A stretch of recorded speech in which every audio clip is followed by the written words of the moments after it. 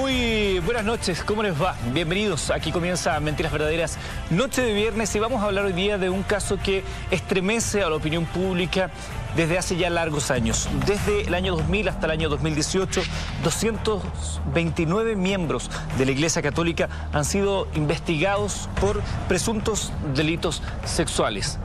229 miembros. Dr. File, bienvenido. Un gusto, Eduardo, estar contigo, con todos los amigos en casa también, porque a lo largo de la historia, muchos sacerdotes, obispos y papas han usurpado el nombre de Cristo y plantado árboles que no dan frutos.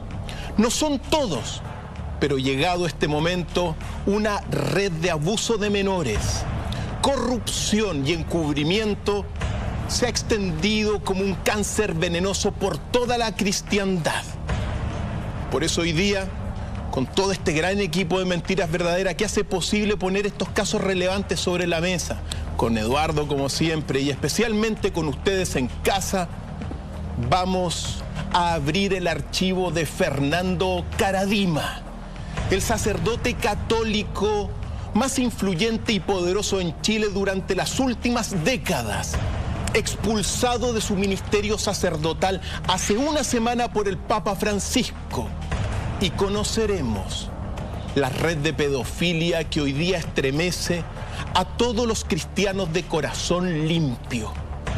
Esto es parte de los acontecimientos que tendrán lugar al final, porque las palabras secretas de Jesús dicen: en el último día, los sacerdotes serán avergonzados. Lo sabemos, no es toda la Iglesia Católica, pero esas ovejas descarriadas son aquellas que están, lamentablemente, tergiversando el rebaño. El que tenga oídos para oír, que oiga. Y que no cese en su búsqueda el que busca.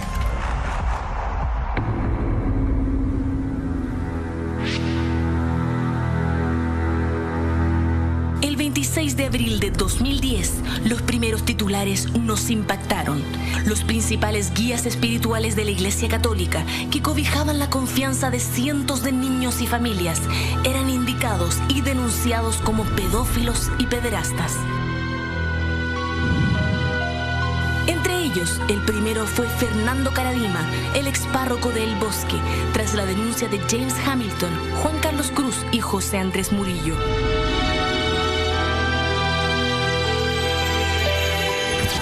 Las víctimas aseguraban haber sido acosados y abusados desde temprana edad por Karadima y que los obispos Juan Barros, Horacio Valenzuela y Andrés Arteaga presenciaron los actos por años sin denunciar nunca los hechos. De inmediato, un verdadero apocalipsis se originó en la Iglesia Católica. Desde ese día se desató una inmensa ola de denuncias. En total se abrieron 119 causas judiciales en nuestro país, que consisten en abusos contra menores de edad y redes de encubrimiento de pedofilia en su interior, provocando la crisis más intensa en la historia al interior de la curia. Las denuncias tuvieron que esperar 8 largos años para que surtieran un efecto real. Karadima fue expulsado recién el viernes 28 de septiembre de este año, luego que los 34 obispos de nuestro país, entre ellos Juan Barros y Horacio Valenzuela, indicados como cómplices de los abusos de Karadima, renunciaran a su puesto tras una reunión en el Vaticano. Por primera vez en nuestro país, toda la jerarquía católica asumía su error y proponía su salida, y su principal líder, el cardenal Ricardo Esati, citado ante la justicia este miércoles 3 de octubre, prefería guardar silencio y no testificar nada.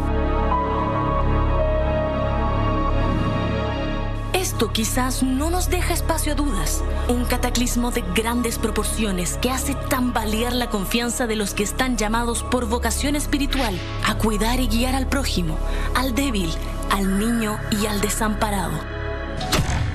¿Cómo fue que la maldad llegó al interior de la Iglesia? Cabe preguntarse también, ¿ha perdido la Iglesia toda empatía con su pueblo? ¿Cómo recuperar y superar esta crisis de confianza? ¿Se hará justicia o todo quedará en nada? ¿Por qué una autoridad espiritual como Karadima perdió su rumbo y hasta dónde se extendió su red de abusos? ¿Está profetizado en la Biblia estos tiempos turbulentos de la Iglesia?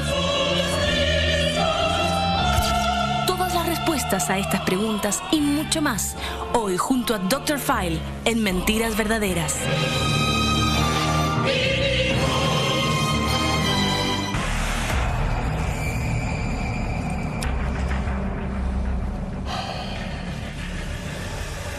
El título que usted ve en pantalla, Pedofilia en la Iglesia Católica, el expediente Karadima, que es el tema que hablemos el día de hoy, nos sacude a todos. Venimos escuchando de los abusos de Fernando Karadima hace muchos años. Y quiero insistir con esto, porque esto es un hecho, pero no queremos herir susceptibilidades. No estamos hablando de toda la Iglesia Católica. Estamos hablando, y decíamos el dato, 229 miembros de la Iglesia Católica investigados desde el año 2000 hasta el día de hoy. Más de 100 causas aún abiertas en nuestra justicia, cerca de una decena de obispos, entre ellos Fernando Karadima. Tendrán que venir, Dr. File, otros hombres a la Iglesia Católica para que realmente entiendan la importancia y la inocencia, el valor que hay en la infancia. Por supuesto que sí, Eduardo. Cuando uno tiene los resultados de todo esto y lo empieza a analizar y observar, evidentemente se necesita una generación de corazón limpio que hoy día, al parecer, no está sobre todo en las altas jerarquías y especialmente sobre eso. Mira, y sin el afán de golpear al caído, porque no es nuestro espíritu, nunca lo ha sido. Nuestro espíritu siempre es buscar la verdad, Eduardo, y mostrársela a nuestros amigos en casa. Bueno, hace muy pocos días salió la guía de orientaciones del arzobispado de nuestro Santiago. Una vergüenza. Una vergüenza. ¿Por qué? Mira, tiene un valor moral muy importante esto, porque nos recuerda lo que se llama la confesión negativa. La confesión negativa precisamente son códigos morales expresados negativamente, es decir, no se tiene que hacer una cosa porque en realidad se hace. Esa es la confesión negativa. Viene incluso todo esto del libro de los muertos egipcios de hace más de miles de años.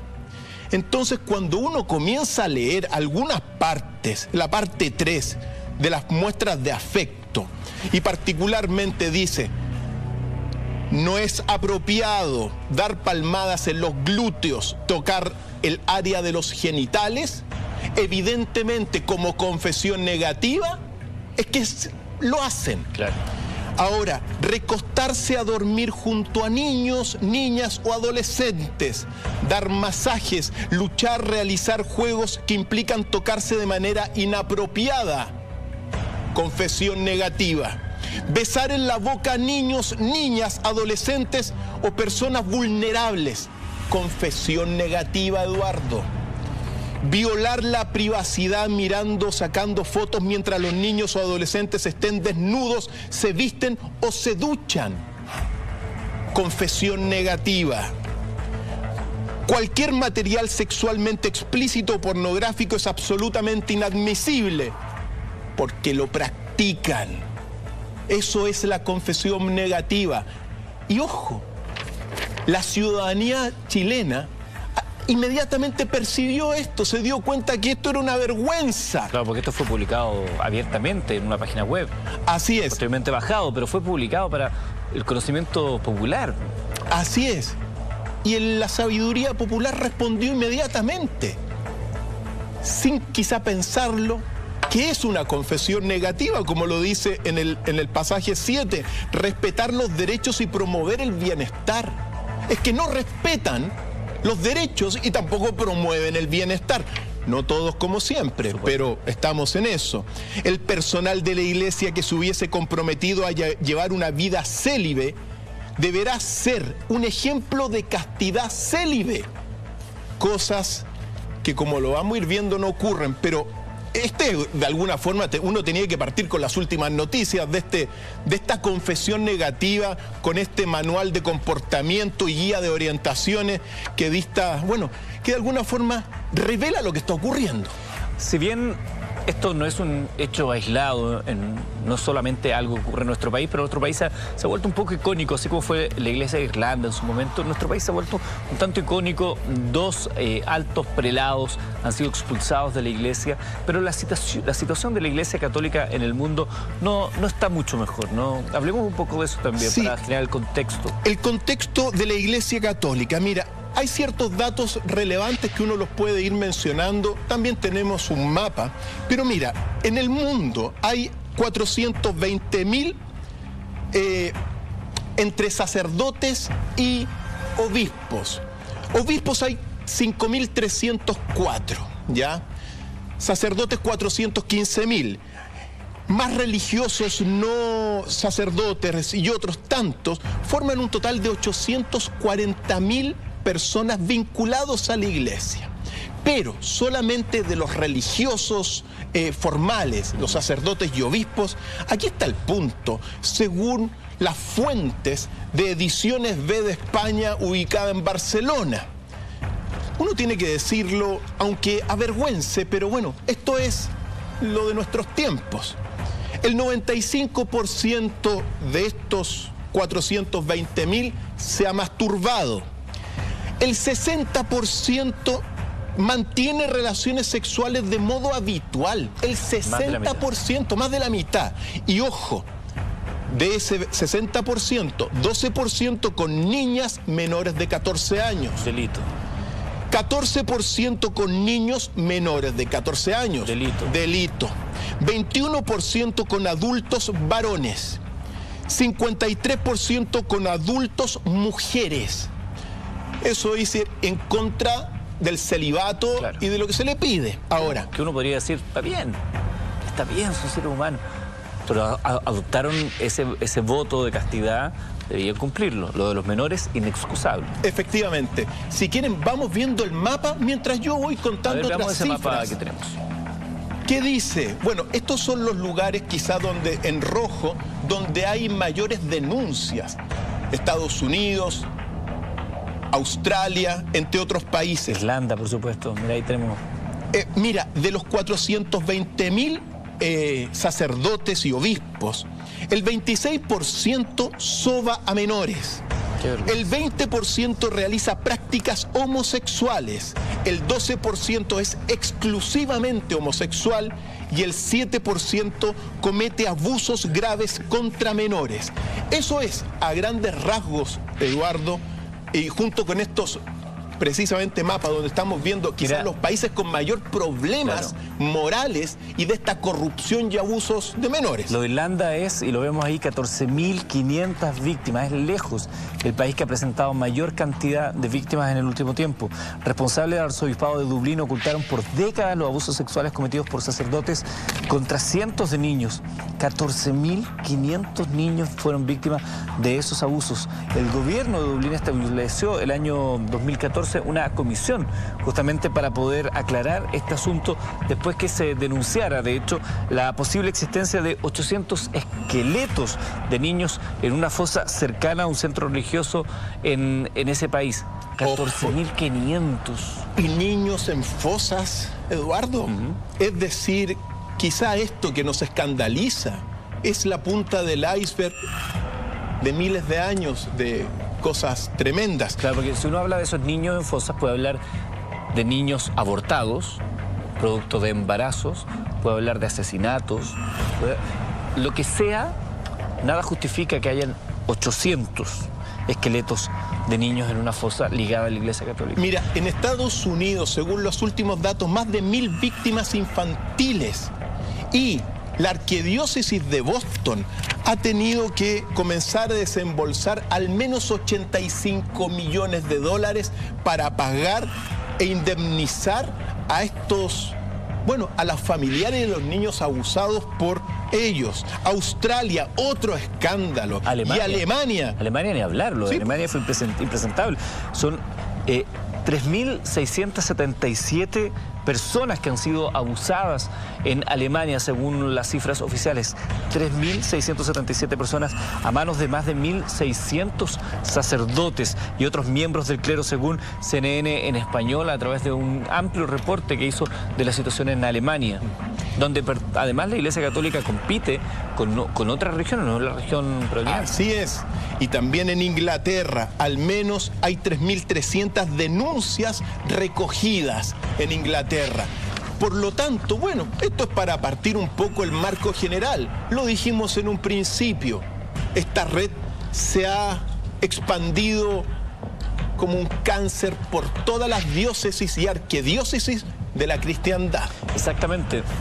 Yo entiendo que por ahí algunos devotos católicos se puedan ofender con esto que estamos comentando, pero al contrario, es el diagnóstico de una enfermedad que justamente la Iglesia Católica debe extirpar, debe operar. Porque más allá del credo que uno pueda o no tener, yo personalmente no pertenezco a la Iglesia Católica, pero sí me gustaría ver que esa institución que es de orientación de tantas y tantas personas en el mundo esté sana. Y esta gente, estos sujetos, estos delincuentes, no permiten eso. Acabamos de ver ese mapa y nos puede servir de contexto. No es para poder establecer que estamos mejor que otro. Eso es mal de muchos, consuelo de tontos, no es la idea. Pero hablemos ahora. Me gustaría conocer de parte de Dr. File cuál es la situación de la Iglesia Católica chilena.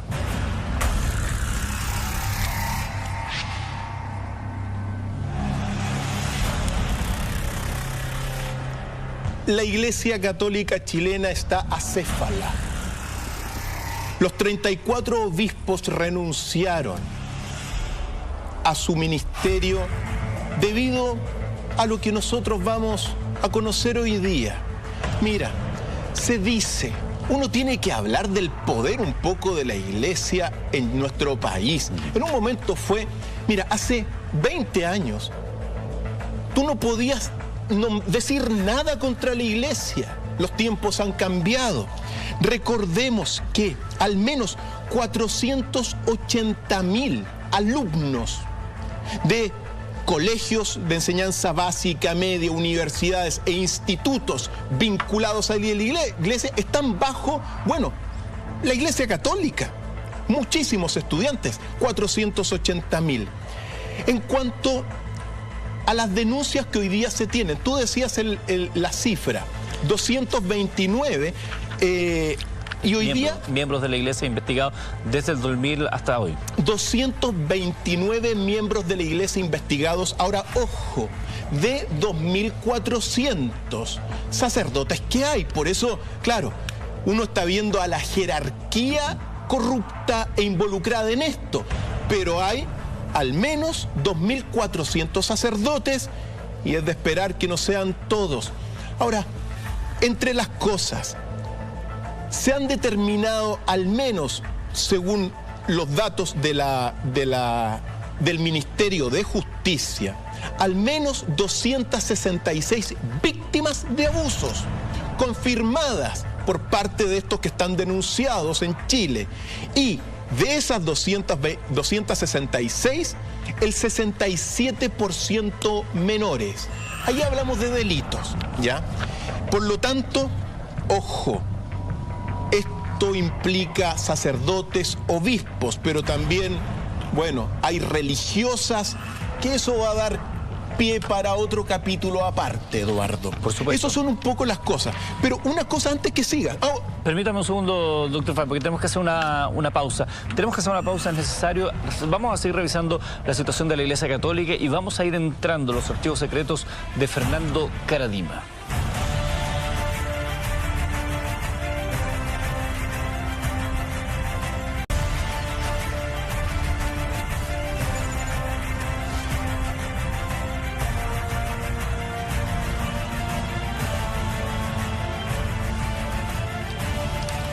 Esta noche te estamos invitando junto a Dr. File a conocer los archivos secretos de Fernando Karadima. Estamos conociendo el contexto de esta situación. La semana pasada, María Paz Lagos, vocera de la agrupación Voces Católicas, se entrevistó con el Papa Francisco y le solicitó que por favor nombrara una nueva cabeza en la iglesia. Y él le dijo, comillas, mijita, no me ha sido posible encontrarla aún. Tenemos una iglesia acéfala. El arzobispo de Santiago, Ricardo Sati, está siendo investigado por la Fiscalía por el presunto delito de encubrimiento. Esta semana, cuando tuvo la oportunidad de declarar, se acogió al derecho a guardar silencio. Esa es la situación. ¿Cómo se aborda esto para los que son y no son católicos, doctor Fabio?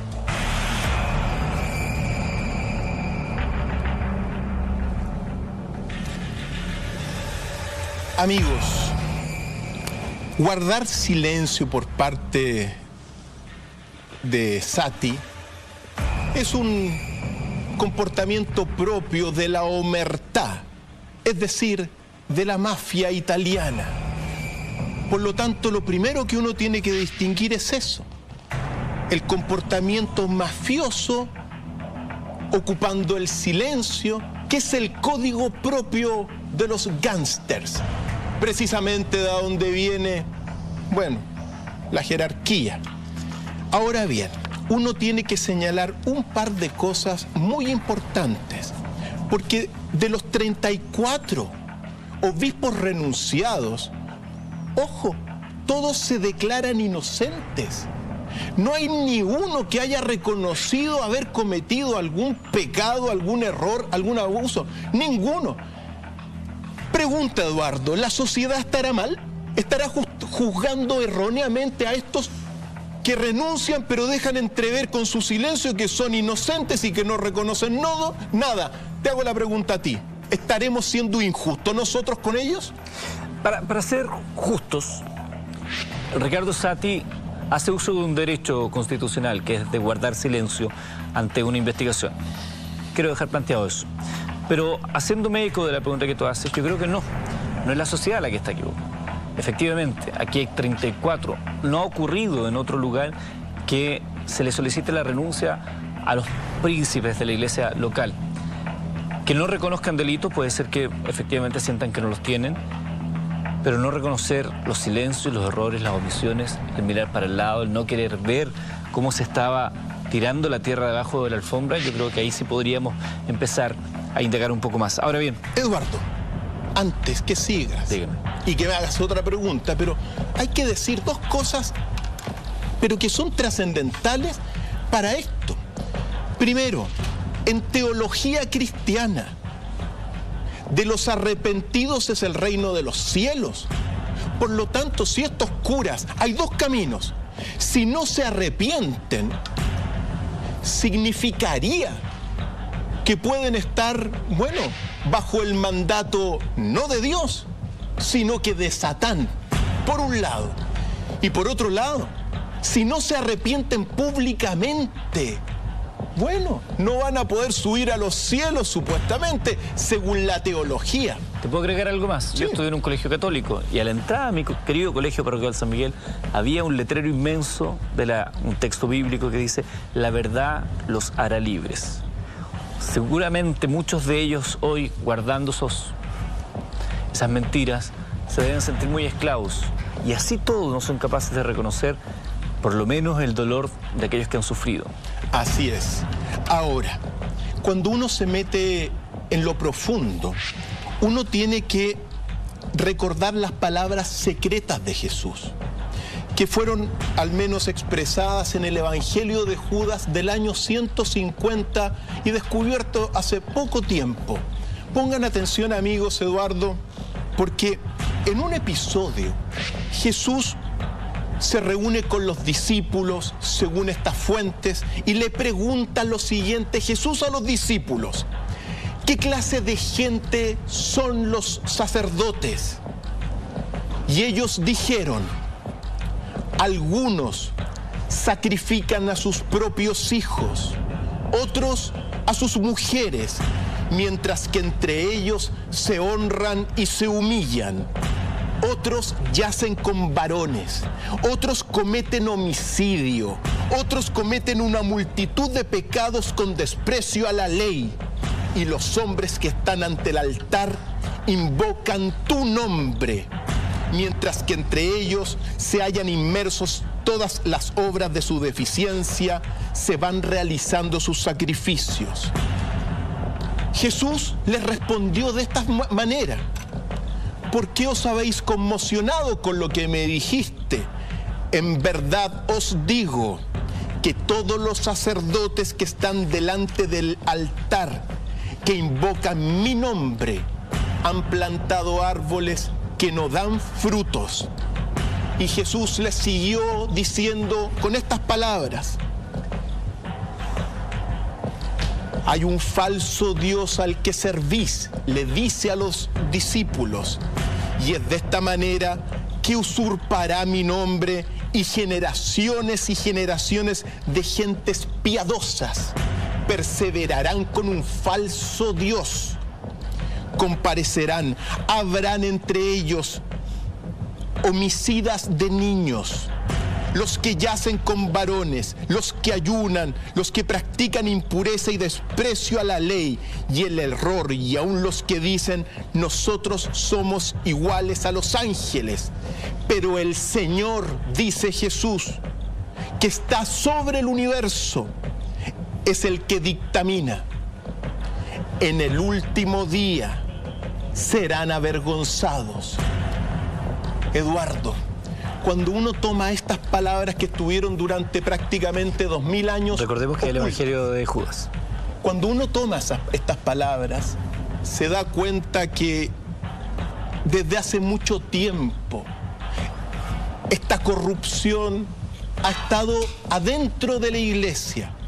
Y sin nombrar todo lo que fue la Inquisición, la quema de mujeres, más de 500.000 mujeres quemadas.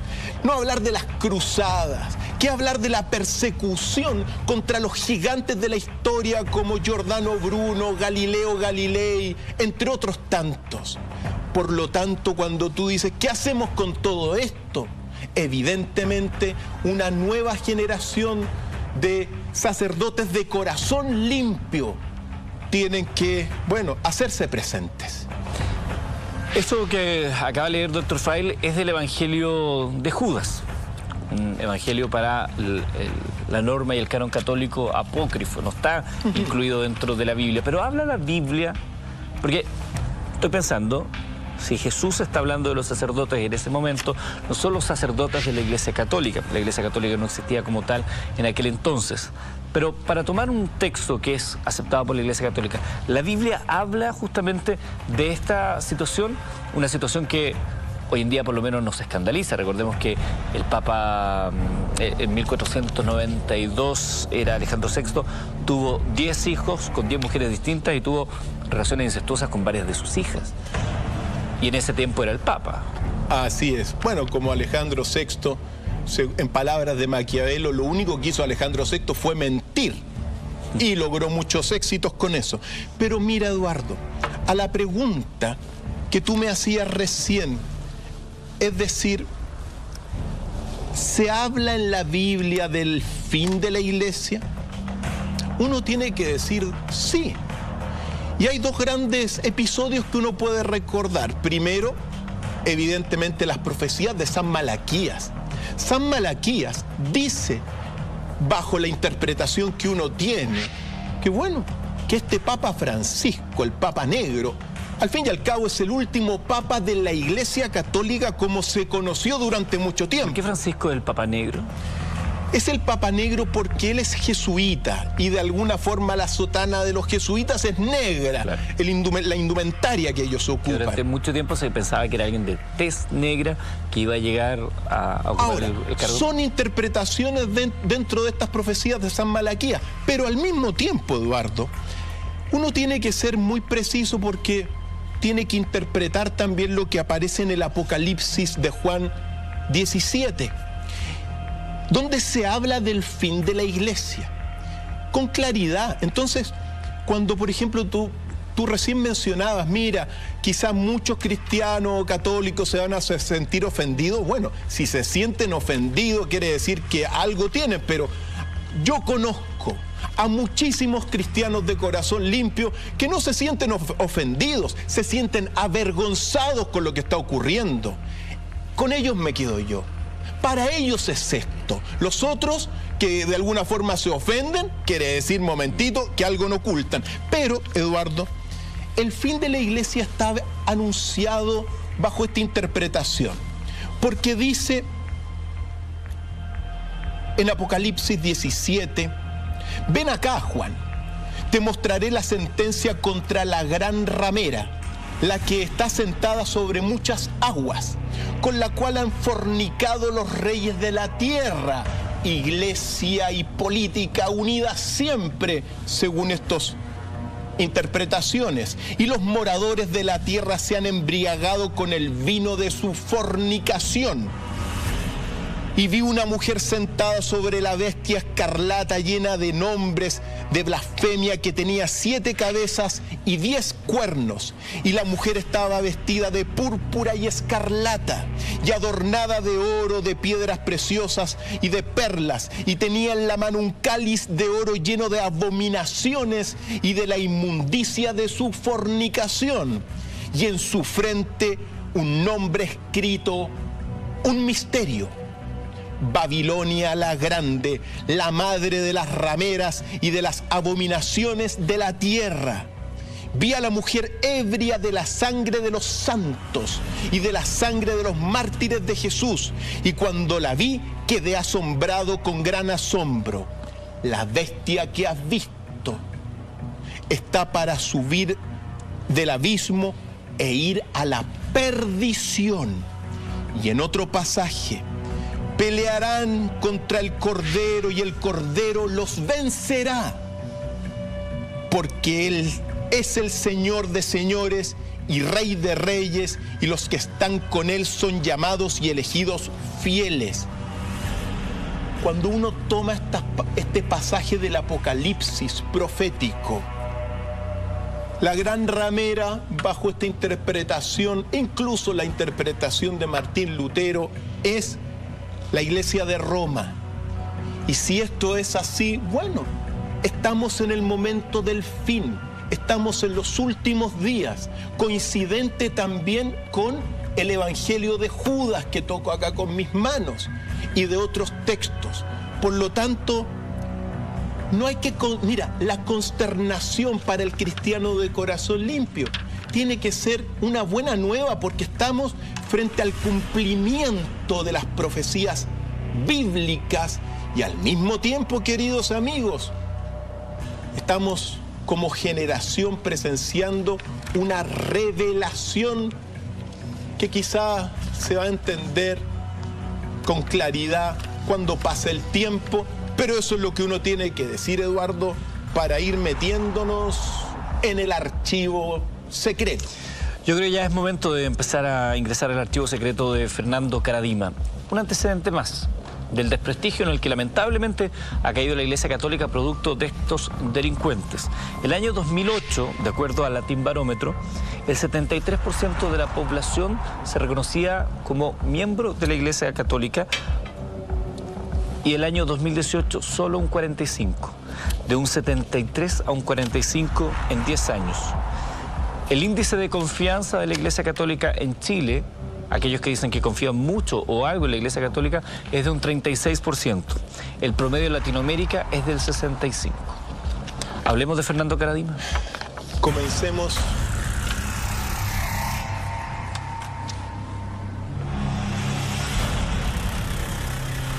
Fernando Karadima nació en 1930 y estudió en el Instituto Alonso de Ovalle de los hermanos maristas. Y al tiro tenemos que detenernos, antes de seguir con Karadima, precisamente, en el Instituto Alonso de Ercilla de los hermanos maristas.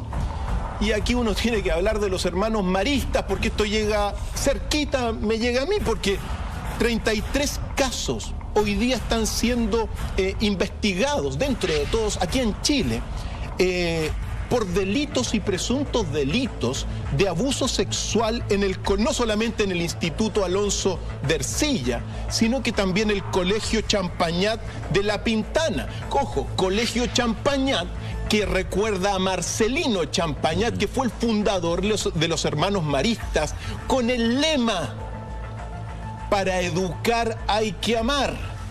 Al parecer algunos pervirtieron la palabra amar, según lo que uno tiene acá, como por ejemplo Christian Precht.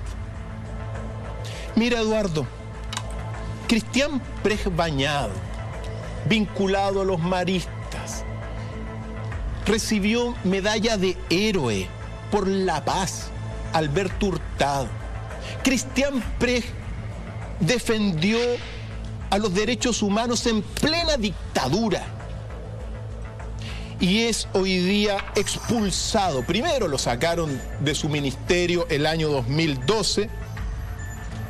El ministerio, digamos, el Vaticano determinó su inhabilidad y después, hace poco tiempo, el 15 de septiembre de este año, fue expulsado como sacerdote de la iglesia. Y bueno, acusado de al menos haber abusado de 11 jóvenes y 4 menores, el obispo, ex obispo Christian Precht. ¿Por qué digo esto, Eduardo? Porque acusaciones que él aún rechaza.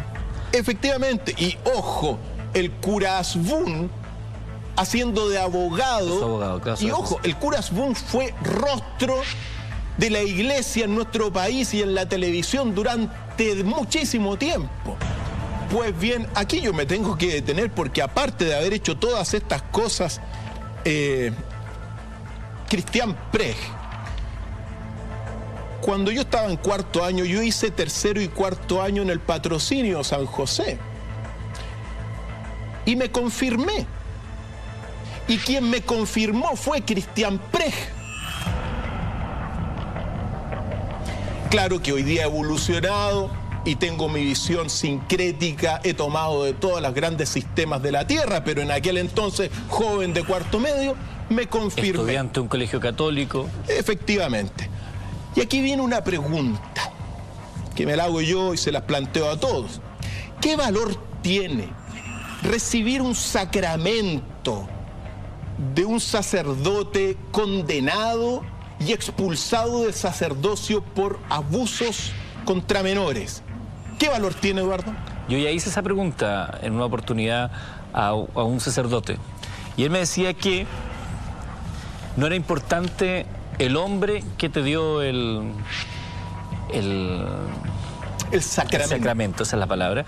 No era importante el hombre, no era importante el mensajero, sino que el verdadero valor estaba en el mensaje. La persona es irrelevante. Ahora bien, entendiendo eso y entendiendo que no necesariamente porque el mensaje sea lo relevante tú lo tienes que conservar para siempre. Yo también hice mi confirmación en el ámbito de la Iglesia Católica. Yo tampoco pertenezco a la Iglesia Católica porque cuando me separé fue la misma Iglesia Católica la que me dijo hasta aquí nomás llegamos. Yo lo sentí como que me abrió una puerta a buscar otros horizontes espirituales. Yo creo que a mucha gente le pasa eso.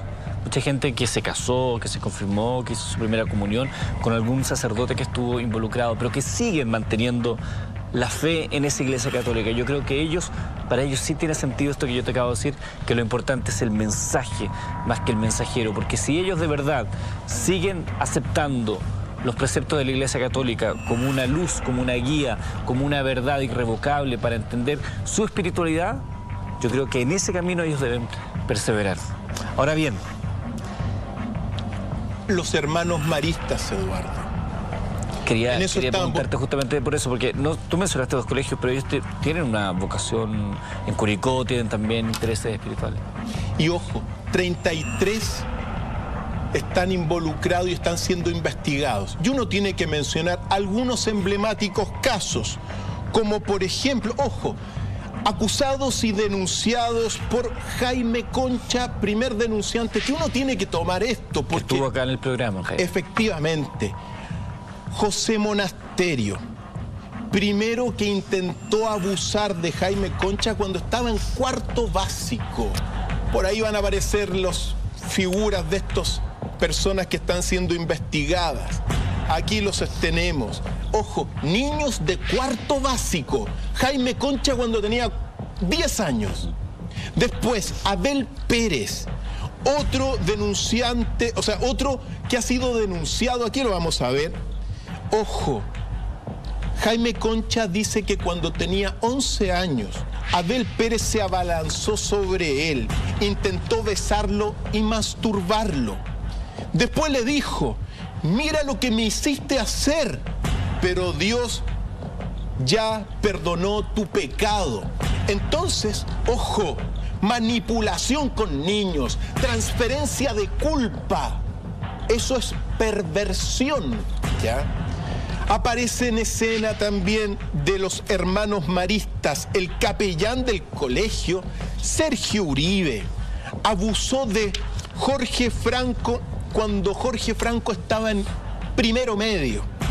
Y dice, las declaraciones que están en el expediente, esa es la fuente, me citó a su casa y me obligó a tener sexo oral con él, cuando el joven estaba en primero medio. Después, ojo Alfredo Soiza Piñeiro, también abusó de Jorge Franco. Según lo que se cuenta en el expediente, buscaba a los alumnos en las piezas para llevarlos a la pajarera y abusar sexualmente de ellos. Claro que desde el año, aquí lo tenemos, desde el año 2013 dejó el sacerdocio. Pero lo más relevante desde mi punto, al menos dentro de esta lectura que estamos haciendo, es esta declaración de Jorge Concha en su reflexión sobre lo que padeció siendo abusado dentro del Colegio de los Hermanos Maristas, donde estudió Caradima. Vamos a conocer esa declaración y también vamos a seguir indagando en estos archivos secretos de Caradima. Por supuesto, tenemos que hablar de la familia, esa que aterrorizaba Rancagua. Al regreso de la pausa en Mentiras Verdaderas.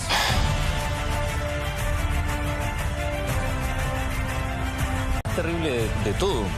Seguimos nosotros nuestra conversación en comerciales mientras esperamos el reencuentro con ustedes para hablar de este expediente secreto de Fernando Caradima, cómo estas investigaciones han afectado también la fe de algunos en la Iglesia Católica, de qué manera también la Iglesia Católica debe sacudirse de estos tumores internos. Y habíamos quedado previamente junto a doctor Fael de conocer parte del expediente del caso de los hermanos maristas, particularmente la declaración de Jaime Concha.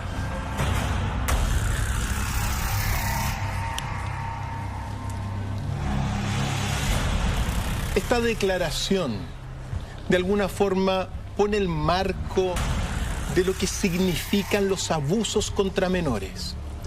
Dice Jaime Concha, abusado por los hermanos maristas, siendo niño.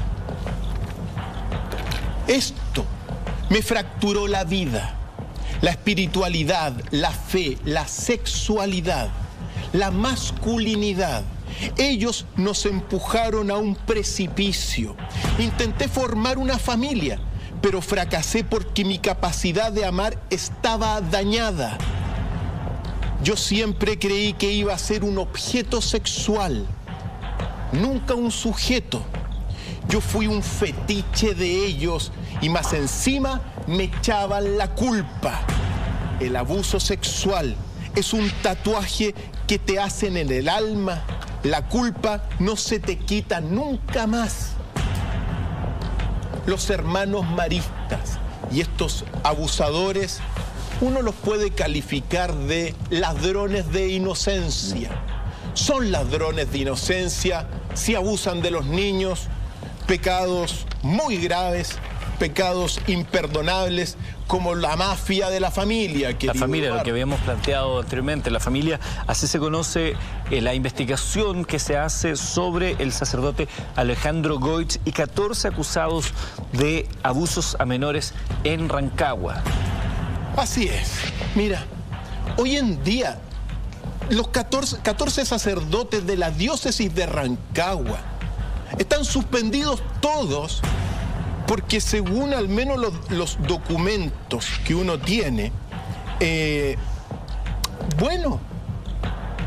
comandaban y eran partícipes de una verdadera mafia que se le llamó la familia. Y en su, cúspide estaba el obispo Alejandro Goich, que para efectos de la investigación y el por qué se llamaba la familia, era conocido como la abuela. Así es. Ojo, él recibió su obispado de Juan Pablo II, estudió teología en la facultad, de Teología de la Universidad Católica. Dos elementos que se van a repetir de ahora en adelante: Juan Pablo II y la Facultad de Teología de la Universidad Católica. Pues bien, si los documentos son los correctos, los casos fueron denunciados hace bastante tiempo. Particularmente, se le hicieron llegar las denuncias y Alejandro Goich, hoy día renunciado, no hizo nada. Y no hizo nada hasta que un reportaje en mayo recién pasado, bueno, destapó toda la familia. Pero ojo, durante mucho tiempo, todas las denuncias de párrocos que le llegaban, de los abusos que se hacían en las diferentes iglesias y parroquias de la región de Rancagua, los agarraba, ¡pum!, y los metía en un archivo, parece, y nunca dijo nada, pero bastó que salieran en los medios de comunicación la denuncia y los suspendió a todos. Por lo tanto, dime con quién andas y te diré quién eres. Estamos hablando acá de comportamientos mafiosos. Mira, la mafia también dentro de esto triangula todo lo que son las confesiones. Ya vamos a hablar de eso. Pero, ojo, la familia y Alejandro Goich hoy día, una vergüenza. Otra vergüenza más dentro de todo este escenario que tenemos que ir pasando porque, mira, volvamos a Fernando Karadima, ¿ya? Fernando Karadima, de quien hemos ido conociendo algunos antecedentes esta noche, que se termina convirtiendo, y esto es algo que quizás para muchos de nosotros el nombre Fernando Karadima no estaba en la órbita, ¿no? Pero para muchas personas en nuestro país, Fernando Karadima era un santo. Fernando Karadima se convirtió en uno de los sacerdotes más influyentes de la Iglesia Católica. ¿Cómo se teje esta red de poder, de influencias y de ambición de Fernando Karadima? Después de estudiar en el Instituto Alonso de Ercilla, de los hermanos maristas, ¿ya? Bueno, Fernando Karadima desde muy temprana edad estuvo vinculado a la parroquia de los Sagrados Corazón de Jesús de la Avenida del Bosque, aquí en Providencia, en nuestra capital. Mira, ingresó a fines de... Bueno, hace 50 años está presente Fernando Karadima en la Iglesia del Bosque. 50 años. Hace 50 años y hace 20 años dirigió toda esa parroquia y a todos sus comensales. Pero ojo, en 1900, porque claro, las denuncias, fíjate tú, las primeras denuncias contra Karadima la hizo el filósofo José Murillo, año 2003. Después apareció Verónica Miranda, 2004, James Hamilton, 2005, y después se sumaron Fernando Battle y Juan Carlos Cruz. Grandes, desde mi punto de vista, personas que han denunciado todo esto, baluartes de lo que es, bueno, la defensa de la espiritualidad, de la ciudadanía, de los corazones limpios. Pero ojo, hay denuncias, la más temprana denuncia en la Iglesia del Bosque data de 1955, cuando Karadima estaba en la Iglesia del Bosque con 25 años. Por lo tanto, esto es gravísimo. Ahora bien, Fernando Karadima, uno tiene que hablar propiamente tal de su círculo íntimo. Lo que se conoce como ese círculo de hierro que ha establecido, ¿no? Mejor hablar de círculo íntimo, es de hierro, precisamente sí, pero aquí comienza la debacle de todo lo que ocurrió en ese lugar, porque, mira, aparece en escena... Solo, antes de conocer esos casos, solo para precisar un punto, todo esto que se ha investigado sobre encubrimiento no ha sido fallado, es una investigación en curso. Es bueno ir aclarando esos puntos también porque hay principios que debemos reconocer y respetar. Efectivamente. Y ojo, y todos, Fernando Karadima se declara inocente. Ojo, se declara inocente. Sí, pues. Al igual que Precht. Los dos expulsados de la Iglesia Católica se han declarado inocentes. Precht incluso ha dicho que tiene esperanzas y guarda secretas esperanzas, ya no tan secretas en realidad, de que su decisión sea reivindicada por la Iglesia y que vuelva a formar parte de la Iglesia. Efectivamente. Mira, es muy posible, mira, pruebas físicas, va a ser difícil encontrarlo por el Ministerio Público, por la Fiscalía, pero frecuentemente en derecho se condena por presunciones. Y efectivamente aquí hay suficientes presunciones, no solamente para inculpar a Fernando Karadima, sino que también a uno de sus principales, miembros de su cofradía de la Iglesia del Bosque, que se llama Juan Barros Madrid. Ojo, estudió teología Juan Barros en la Facultad de Teología de la Universidad Católica. Fue, discípulo espiritual directo durante más de 40 años de Fernando Karadima. Estudió en el Colegio San Ignacio del Bosque, por cierto, y después de pasar como obispo de Valparaíso, de Iquique, castrense, escandalizó a la opinión pública hace poco, en el año 2015, porque fue nombrado obispo de Osorno, y ahí es donde se levantaron las protestas, evidentemente, contra Juan Barros. Permíteme solo un segundo, Cristian, porque ese episodio que tú señalas, Juan Barros, cómo se vincula con Karadima, Juan Barros posteriormente en Osorno, esa triangulación de poder que lo lleva a Osorno, la que termina generando la primera ficha de este dominó que empieza a caer, porque son los fieles de Osorno los que se oponen a la llegada de Juan Barros. Es ese caso el que se le presenta al Papa Francisco y dice: tráiganme pruebas, porque yo no tengo ninguna. Y es justamente ese mismo ruido el que termina después de su visita, fracasada visita en nuestro país, lamentablemente, para los intereses de la Iglesia Católica, lo que lleva a un proceso de reflexión con la visita de todos los obispos a Roma, con la renuncia masiva de todos ellos y con todo lo que hemos venido conociendo. Este movimiento de la Iglesia de poner a Juan Barros en Osorno es clave para entender lo que está viviendo hoy a nivel judicial la Iglesia Católica. Así es. Y mira, si son inocentes, invitémoslo al programa y que digan: soy inocente, nunca hice esto con Juan Carlos Cruz, con James Hamilton, que lo digan.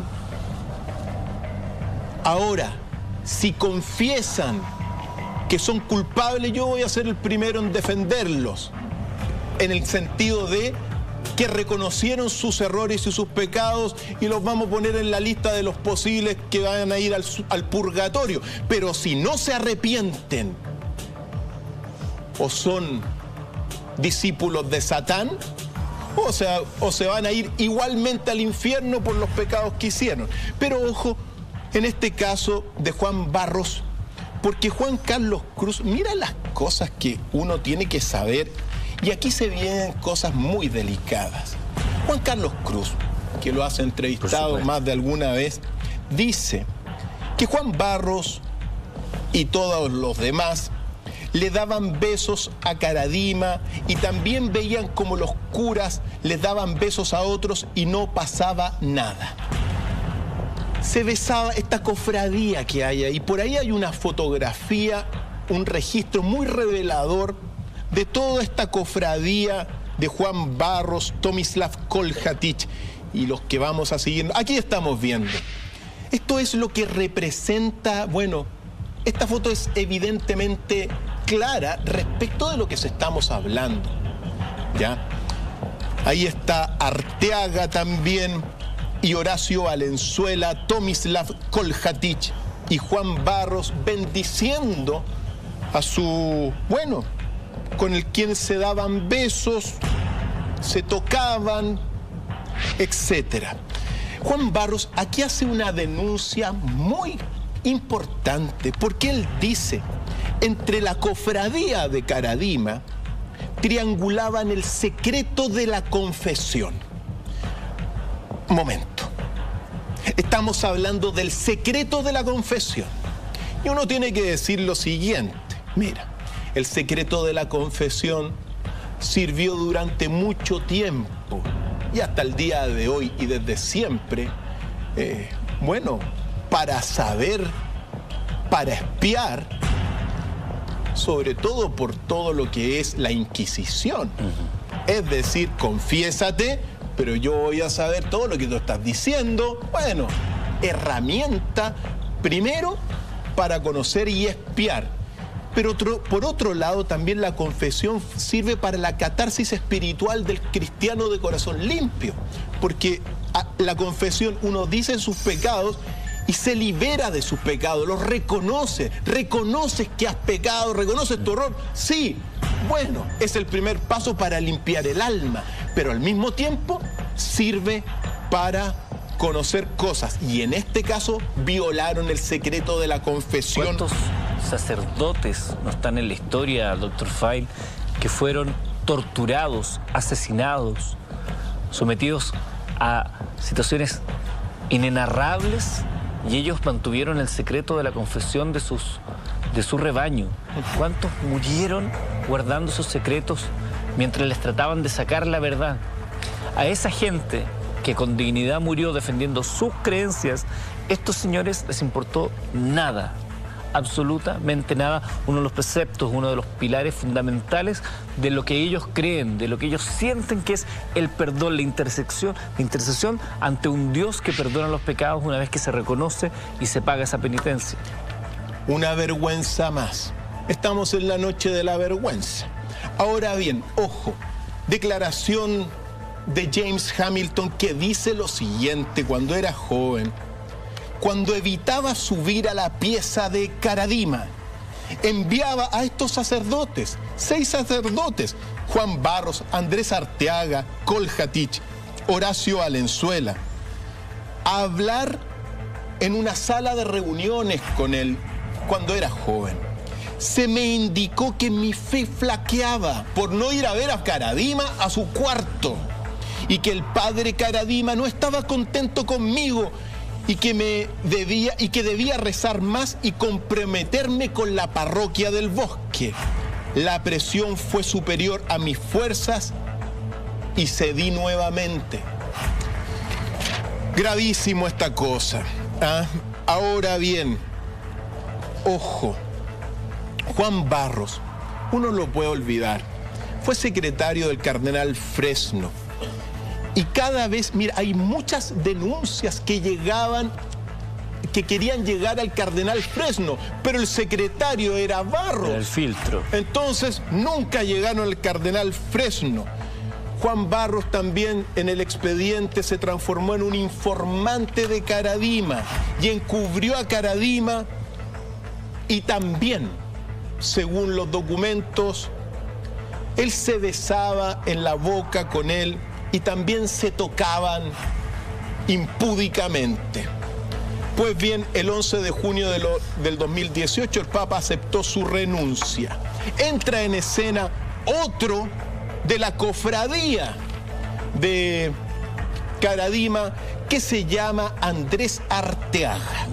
Nació en 1959 y Andrés Arteaga, ojo, vicario de la iglesia del Bosque de Caradima, doctorado en teología en la Facultad de Teología de la Universidad Católica, profesor de la Facultad de Teología de la Universidad Católica, vicecanciller de la Universidad Católica, cargo que cumplió hasta el año 2011. Entonces, momento. Mira, uno se tiene que preguntar, oye, ¿qué se está formando en la Facultad de Teología de la Universidad Católica? Todos estudian ahí, y todos ahora renunciados, y todos involucrados en estos casos. Si esto es así, esta es la cara de la vergüenza de la enseñanza de teología cristiana en nuestro país, reflejada por otros tantos. Recordemos que no son todos. No, por supuesto, no son todos. Recordemos las cifras. hay 2.400 sacerdotes en Chile y los que están hoy día involucrados serán unos 260, al menos 266, hasta donde nosotros sabemos, pero las indagatorias siguen. Ahora bien, Arteaga se le vincula, bueno, él ahora está apartado porque está con un Parkinson según los documentos, pero no solamente se encargó ante las denuncias de James Hamilton y Juan Carlos Cruz de blindar a Caradima y desacreditar a todos estos, bueno, denunciantes. Pero también en los expedientes, Arteaga está vinculado con la malversación de fondos, declaraciones contradictorias en los ingresos y destinos de los fondos de la Unión Sacerdotal y también de la parroquia El Bosque. Entonces, momento, cuando a uno le piden en la iglesia una donación, eso es para, bueno, obras de caridad, no para la malversación de fondos. Además, una parroquia que por su ubicación y por la composición de sus feligreses manejaba interesantes sumas de dinero. Por supuesto. Maneja hasta el día de hoy. Millones y millones, pues, de dólares. También, bueno, la Fiscalía desde el año 2010 lo investiga en las cuantiosas donaciones que se le entregaban a esta parroquia del Bosque. Hay inconsistencias en los libros contables y todo esto, bueno, liderado aparentemente por Andrés Arteaga. Andrés Murillo dice lo siguiente, para que exista un poquito de vergüenza. Si hay vergüenza, si a alguien le da vergüenza a estas cosas, significa que las palabras de Jesús de hace 2000 años, bueno, se están cumpliendo hoy día. Arteaga toqueteaba a los jóvenes que se acercaban con admiración, recurriendo a movimientos que parecían accidentales o disfrazando sus abusos como chiste. Intentó tocarle los genitales a Andrés Murillo. Cuando lo cuestioné, me dijo que no era inteligente. Por lo tanto, ojo con esto. Al mismo tiempo, un pequeño detalle, pero Arteaga estuvo detrás de la expulsión de profesor titular del doctor Horacio Croxatto. Y uno no se puede, porque Horacio Croxatto lo que ha hecho en la Universidad Católica y posteriormente es investigar todas las técnicas de anticoncepción. Pues bien, Arteaga estuvo detrás de la expulsión del doctor Croxatto. Qué vergüenza que al doctor Croxatto lo echan justamente por estar investigando en temas que, según los preceptos más radicales de la Iglesia Católica, eso iba contra sus propios principios. Y sin embargo ellos, hipócritas, hacían cosas aún más aberrantes. Lo que hacía Arteaga era ayudar a parejas que estaban luchando por la fertilidad, contra la infertilidad y tratando de buscar soluciones para dar amor. Estos sujetos, la lucha que tenían era por cometer delitos. Y esos son los que terminaron juzgando a Arteaga. A Croxatto. Así es. Mira, revisemos otro de la cofradía de Caradima, que se llama Tomislav Koljatić Maroevich. Mira, ojo, nombrado obispo Tomislav Koljatić en 1997 por Juan Pablo II. Y su lema fue a Jesús por María. Ojo, porque, bueno, ya vamos a llegar a estas cosas, pero es recurrente. Facultad de Teología de la Universidad Católica de Chile, Campus Oriente. Y Juan Pablo II en todo esto que estamos viendo. El año 2003 asumió como obispo de Linares. Y uno tiene que recordar que el párroco de Villa Prat, hace poco tiempo, Sergio Díaz... También estuvo acá. También estuvo acá, evidentemente. Me hace recordar que estamos en el programa de mayor credibilidad de la televisión chilena, Eduardo. Así que enhorabuena. Pero el párroco Sergio Díaz lo denunció y dijo que Tomás Kolhatich hizo oídos sordos a las denuncias que él le había presentado de un caso de unos menores abusados sexualmente. Por lo tanto, nuevamente, ¿quién está detrás de todo esto? Claro, Fernando Karadima, el mentor de todos estos, es Fernando Karadima, hoy día expulsado. Entregó, ojo, cuando uno comienza a observar todo esto, hay una declaración también del expediente de Juan Carlos Cruz. Y dice lo siguiente: Horacio Valenzuela Abarca, Juan Barros, Madrid, Tomislav Kolhatich, Andrés Arteagas, estaban cerca y a veces parados a nuestro lado cuando Karadima nos abusaba. Y entre ellos se besaban y tocaban. Mira, si uno es homosexual, las tendencias de género, cada uno en su vida íntima puede hacer lo que quiera. Exactamente. ¿Ya? Otra cosa es apropiarse del poder moral de Chile. Eso es lo grave. Jugar con la moral, tener doble moral. Cometer delitos contra menores de edad. Efectivamente, eso es lo grave.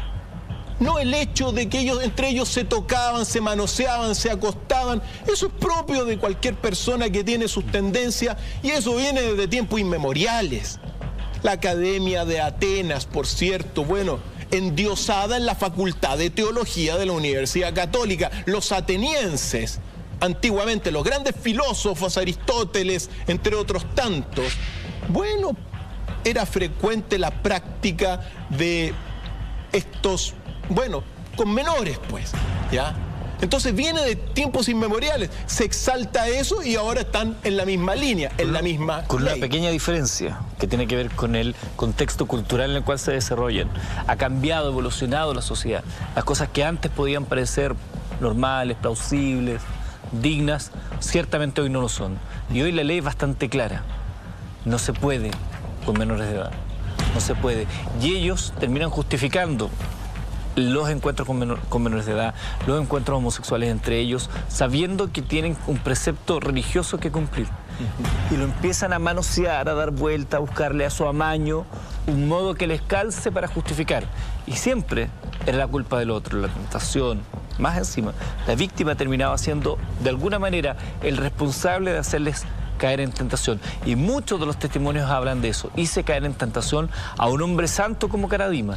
Y esa es la culpa que les hizo mantener silencio, que sin embargo en un momento lograron sacudirse para llevar a cabo una investigación que solo buscaba poner de manifiesto una verdad, ni siquiera penas porque ya estaba proscrito todo, pero que se supiera la verdad, que todos aquellos que le dijeron mentiroso, tú estás engañando, tú haces esto por algo, supieran que ellos no habían mentido y que la verdad prevalecía ante todos nosotros y afortunadamente somos testigos hoy nosotros de ello, pero lo que tuvieron que vivir ellos, las vergüenzas, las humillaciones, el silencio, las miradas cómplices, solo ellos saben cuánto dolor les siguió generando su existencia. Mira,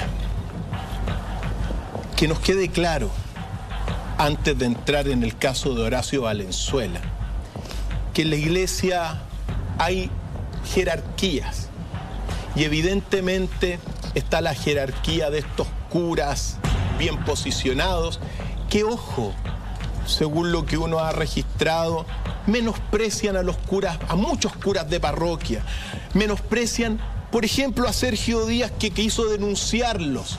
Entonces, claro, están estos que mandan y el resto, los sacerdotes de corazón limpio, los que valen realmente, son menospreciados, vistos de mala manera y, bueno, alejados de todo lo que nosotros estamos presentando. Seguimos revisando junto a Dr. File esta noche los expedientes secretos de Caradima y vamos haciendo una idea de este poder del cogobierno de la Iglesia Católica Chilena, con personajes altamente ilustrados dentro de la Iglesia, con profundos estudios de teología, doctores muchos de ellos en teología, que sin embargo fueron capaces, las investigaciones finales tendrán que determinar la realidad, de saltarse todos los preceptos para llegar así debajo, que es lo que estamos conociendo el día de hoy. Quiero preguntarlo, ¿encubrieron los delitos de abuso? ¿Hubo pacto de silencio así como tal? ¿Hubo pacto de silencio entre los sacerdotes, Dr. File?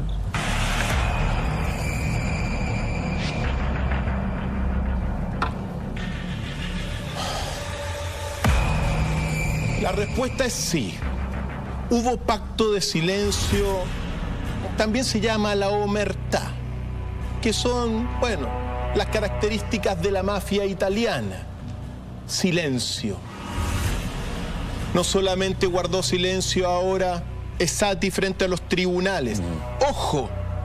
Porque la Federación de Estudiantes de la Universidad Católica sacó inmediatamente un comunicado diciendo que cómo era posible que Esati no colaborara en denunciar con la justicia y colaborar con la justicia chilena para denunciar la corrupción. Es muy simple, queridos amigos de la Federación de la Universidad Católica. El silencio otorga. Así de simple. Así el silencio también lo mantuvo con Horacio Valenzuela Abarca, otro de la Cofradía del Bosque, que, ojo, nombrado obispo en 1995 por Juan Pablo II bajo el lema: haced todo lo que Él os diga. Él es Jesús. Claro, no Caradima. Por eso, entonces, obispo de Talca. En su momento dado, como obispo de Talca, inculpó de muchos abusos a Rafael Villena Rocco de la Iglesia San Agustín de Talca, quien tuvo que renunciar y renunció por las acusaciones de abuso sexual en el año 2015. Mira, según esto, pongamos atención con este hombre, porque cuando es denunciado Horacio Valenzuela, la comunidad, ojo, califica a este hombre como un verdadero seguidor de Cristo. ¿Quién es un verdadero seguidor de Cristo? ¿Estos? ¿La Cofradía del Bosque? Bueno, después de 3 años, en el año 2018, el Tribunal Eclesiástico lo condenó evidentemente a una pena expiatoria perpetua de dimisión del Estado clerical y también por abuso de autoridad y abuso sexual. Ojo, porque aquí está la respuesta también, Eduardo. El Tribunal Eclesiástico determinó que había hecho abuso sexual. Por lo tanto, la pregunta vuelve a la mesa. ¿Por qué se declaran inocentes? ¿Por qué no reconocen? ¿Por qué las penas, además? Las penas ante eso, para el marco de la Iglesia Católica, es una penitencia. Mira lo que dijo, por favor. Esto es parte de la vergüenza. Dice, cuando fue expulsado y acusado por el mismo Tribunal Eclesiástico de abuso sexual, él responde diciendo: con rabia y profunda tristeza he sido expulsado del ministerio sacerdotal y desestima todas las imputaciones. ¿Qué hay detrás de todo esto, Eduardo? ¿Qué hay detrás de todo esto? La pregunta es: ¿está la maldad instalada realmente y estos sacerdotes no veneran a Dios, sino que veneran a un falso Dios? Porque ¿cómo es posible que condenados no digan: sí, cometí el error, pequé, no reconocí mi homosexualidad? Ojo, eso es tremendo. porque muchos, me consta, Eduardo, muchas personas que no tienen su sexualidad clara o abiertamente homosexuales, para encubrirlo todo y para estar dentro de una comunidad de hombres, se meten a la Facultad de Teología de la Universidad Católica. Entonces, ojo, esa es la pregunta para el rector de la Universidad Católica. ¿Qué están haciendo en esa facultad? Llama la atención esto último que señala Dr. File, que tiene que ver con la homosexualidad. La homosexualidad no es tema de debate, por lo menos en esta mesa. Lo ha dicho Dr. File, nosotros, lo que tú quieras hacer en tu intimidad es tema tuyo y nadie es quien para juzgar ni para aplaudir ni nada. Son hechos de la vida. Pero es la misma iglesia la que durante años condenó la homosexualidad.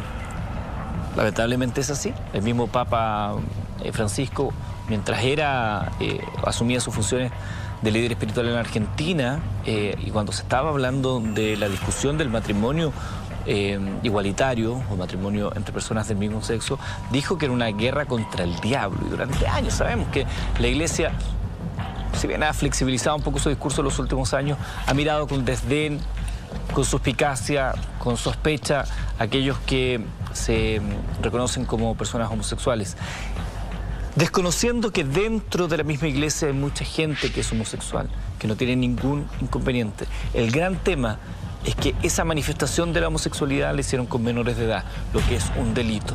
Y que esa manifestación de la homosexualidad atenta contra uno de los preceptos que ellos aceptaron, que era el celibato. Podríamos discutir el celibato, podrían discutir ellos en realidad el celibato, es un tema que a ellos les compete. No está, entiendo yo, en la Biblia, no está en ninguna parte, es algo que se ha creado, lo hemos conversado también acá en el programa, a propósito del patrimonio de la Iglesia Católica. Pero ellos fueron los que se dieron la espalda a sí mismos al no reconocer la homosexualidad como una faceta más de la vida. Fueron ellos, no nosotros. Ellos los que se negaron a sí mismos al desconocer, castigar y culpar ese tipo de manifestaciones de la existencia humana y de las pulsiones sexuales. Caradima, Eduardo. Momento clave en la noche donde nos vamos a meter ahora. Pongan atención, amigos, porque el año 2011, cuando Caradima es condenado y separado y, bueno, recluido en el convento de los Siervas de Jesús de la Caridad aquí en Providencia, uno tiene que decir lo siguiente. Permítame un segundo. No quiero cortar la inspiración, pero la hora nos llama a hacer una pausa. Estamos llegando a la recta final del expediente de Fernando Caradima esta noche. Es el último corte de la noche. Al regreso, más antecedentes, más información y, por supuesto, tenemos que hablar también de lo que se puede venir para la Iglesia Católica en nuestro país y en el mundo. Permítanos una pausa y regresamos.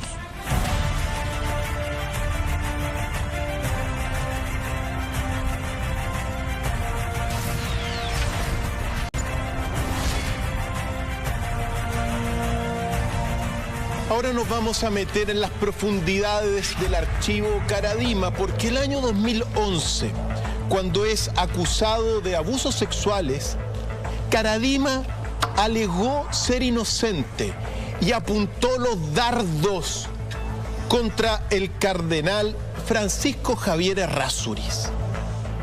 Y aquí comienza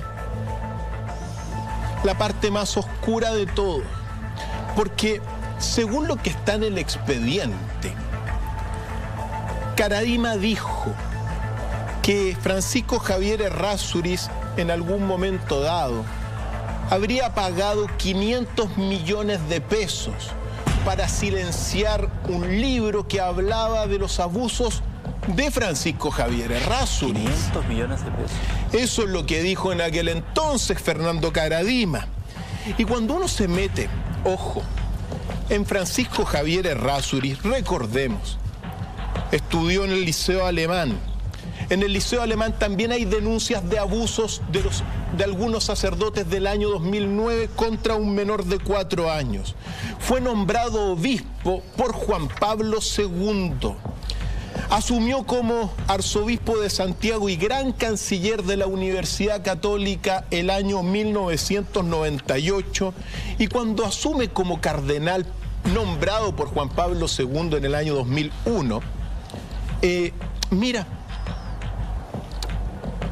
le guarda una veneración tan grande a Juan Pablo II que, ojo, cuando falleció, Errázuriz dijo: nadie ha hecho tanto como Juan Pablo II.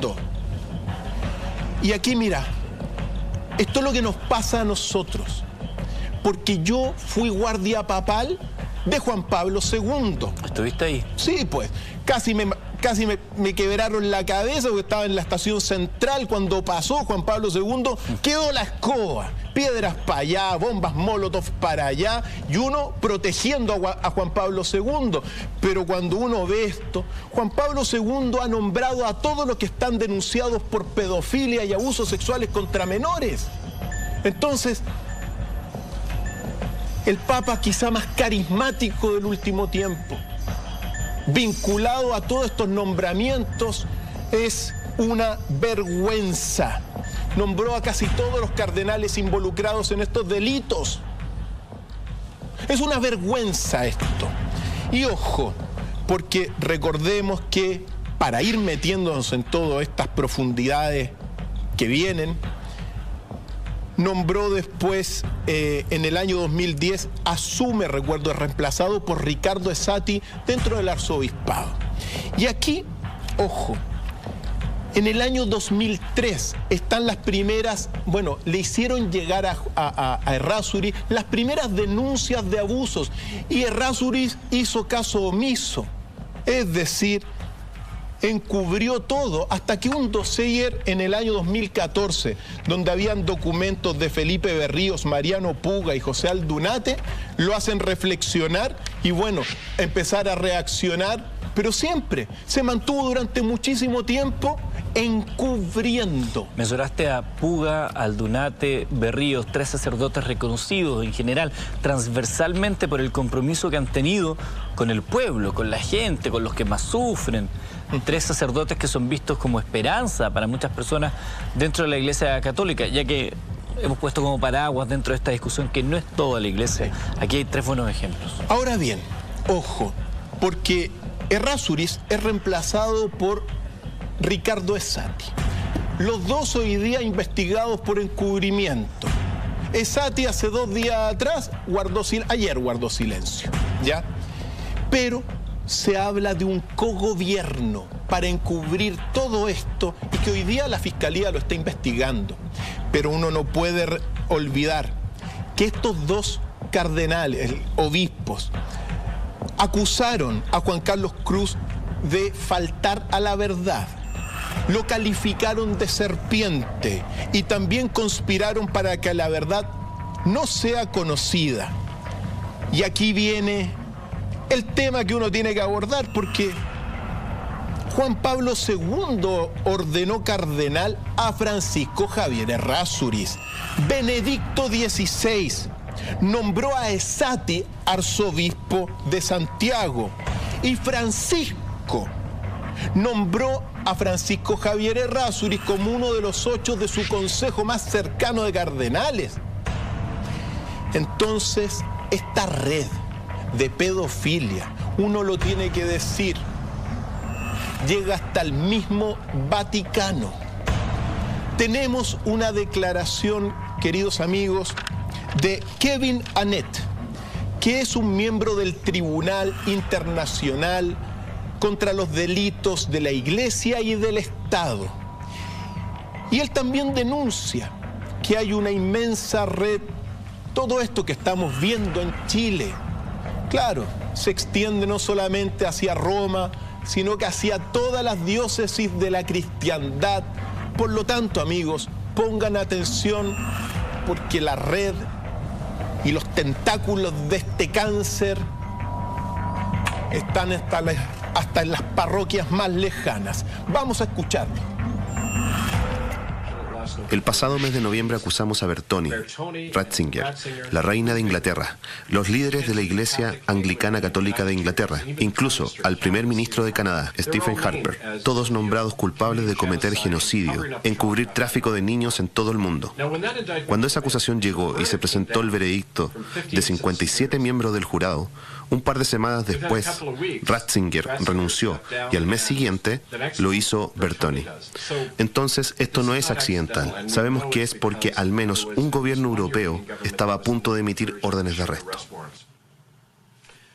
Descansábamos en los laureles, pero reconocemos el hecho de que los ciudadanos tienen el poder de derrocar algunas de las cabezas más poderosas del Estado y el mundo, solo siendo firmes respecto a la verdad. En la actualidad, en 21 países el pueblo trabaja a la par con sus tribunales, como en Vermont, donde se reúnen para derribar acciones hipotecarias fraudulentas por parte de las empresas inmobiliarias del gobierno. En Nueva York, los tribunales investigan abusos en rituales satánicos, tráfico de niños en partes del mundo, en todo el mundo.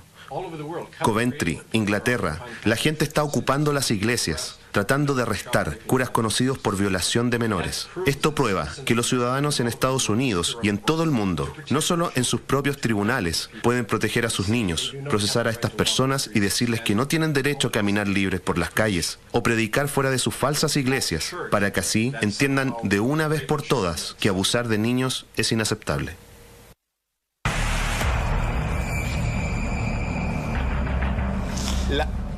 La red se extiende por todas partes.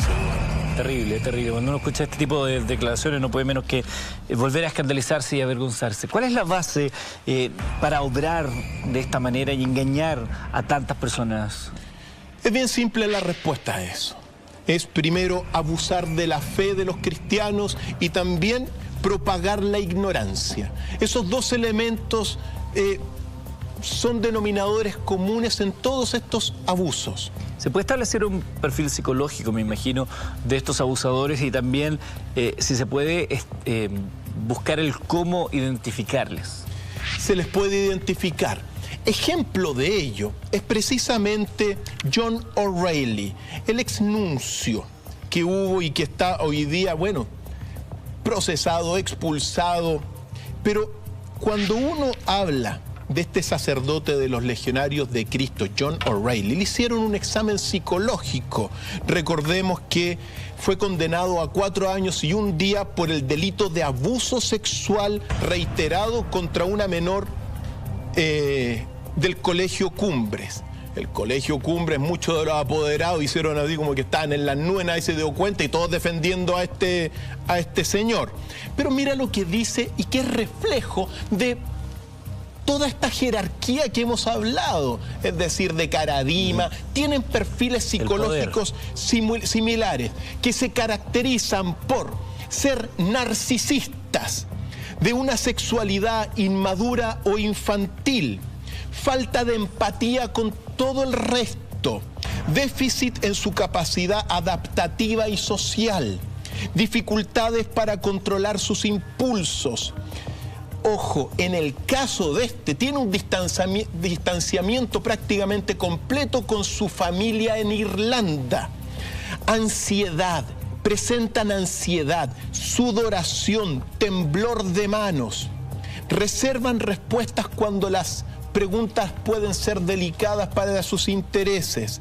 Y transgresores también de los límites entre las relaciones interpersonales son algunos de los aspectos que caracterizan el perfil psicológico de este John O'Reilly, muy bien ubicado en su momento dado, pero que también se repiten los perfiles psicológicos de Arteaga, de Caradima, de Valenzuela, es decir, unos narcisistas, falta de empatía y abusadores con menores. Como diría la doctora Cordero, es el perfil de un degenerado, es un perfil de un psicópata, perverso, polimorfo, más que de un sacerdote o de un líder espiritual, que es lo que uno quisiera escuchar.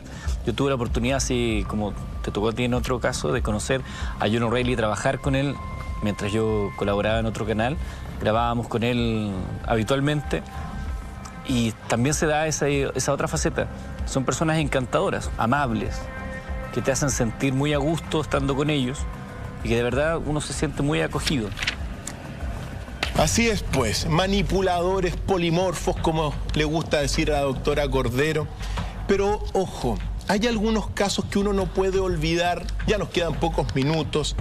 El caso de Marco Antonio Órdenes Fernández, que fue en su momento dado el obispo más joven de Chile, porque renunció a su cargo y se fue a Perú acusado también de reiterados abusos, ¿ya? Otro caso muy importante, Francisco Javier Cox. Arrancó de Chile a Alemania hace unos años atrás y hoy día hace noticia en todo el país y en Alemania, porque no solamente se le está persiguiendo acá judicialmente, sino que en Alemania lo comenzaron a investigar a Francisco Javier Cox. Y otro caso muy emblemático para todos mis compañeros del Patrocinio San José, me preguntaron la otra vez, ¿qué fue del padre Audín Araya? Y yo dije, ¿qué fue? Porque era padre salesiano, digamos, sacerdote salesiano, Audín Araya. Y bueno, me enteré, y les digo, queridos amigos del Patrocinio, que Audín Araya Alarcón fue condenado a 2 años de presidio como autor de 2 delitos de abuso sexual consumado por el Tribunal de Concepción. Por lo tanto, cuando nosotros enfrentamos todos estos casos emblemáticos, ojo que estamos frente en doctrina y en teología. Quiero aprovechar los últimos minutos para que pudieras plantear, doctor Feil, ¿cómo se puede recuperar la confianza? ¿Cuánto tiempo llevará? ¿Tiene la opción la Iglesia de recuperar el camino para que sea la fuente de verdad y de luz para aquellos que creen en esa verdad, en ese camino, en esa luz? Mira, Eduardo,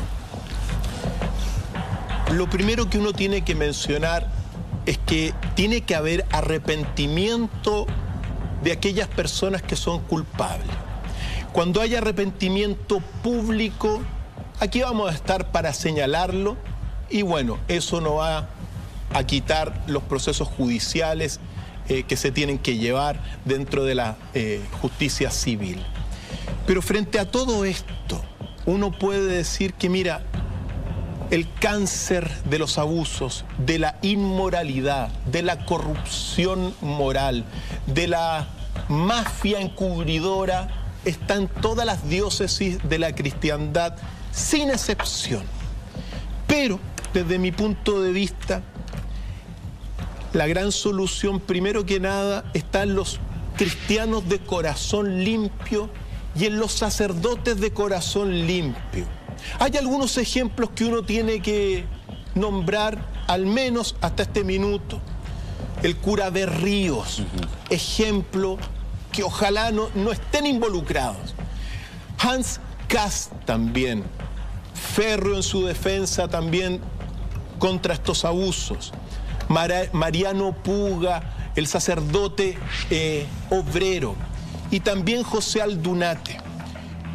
Y evidentemente, a pesar de que los dardos apuntan al Vaticano, la esperanza está en el Papa Francisco, que limpie la Iglesia de todo esto, esta corrupción. Recordemos una cosa. Estamos hoy día viviendo una lucha espiritual entre el bien y el mal, similar a la que ocurrió en el principio de los tiempos. Salir airosos de eso es lo que, bueno, tienen que hacer los cristianos de corazón limpio. Uno tiene que saber, en la iglesia hay 2 iglesias. La iglesia de este lado oscuro y la iglesia de los buenos cristianos. Según los documentos también de la Biblia, Jesús dice en la Biblia que, bueno, Satán se apoderó de todas las iglesias sin excepción.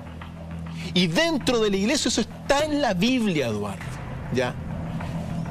Se da esta lucha entre el bien y el mal, que nosotros hemos hecho de alguna forma durante este episodio un ejemplo de este conflicto espiritual importante. Hay esperanza y la esperanza está en todos los cristianos de corazón limpio, que entiendan también que estamos en un viviendo una gran revelación. Y esa revelación se va a entender en varios años más. Cristian, la academia también está con muchas actividades. Efectivamente, mañana sábado tenemos clases en Viña del Mar, en el Museo Artequín a partir de las 11. Y todos los amigos que quieran cultivar la sabiduría y las virtudes, por cierto, pueden ingresar a www.docfiles.cl desde cualquier parte del mundo para nuestros cursos virtuales online. Nos vemos en la academia y fuerza siempre. ¿Cualquier persona puede acceder a la academia? Por supuesto. No se requieren estudios previos ni nada. Toda persona que busque su propio perfeccionamiento, ahí está la academia abierta, donde cultivamos la sabiduría. Nosotros les agradecemos a todos su infinita paciencia y por supuesto también el que nos elijan. Es para nosotros muy reconfortante ofrecer día a día un menú distinto para paladares diferentes y siempre muy exigentes. Espero que tengan un excelente fin de semana y como decimos siempre en este encuentro de ahora los días viernes con Dr. File, el que tenga oídos para oír, que oiga. Y que no cese en su búsqueda el que busca.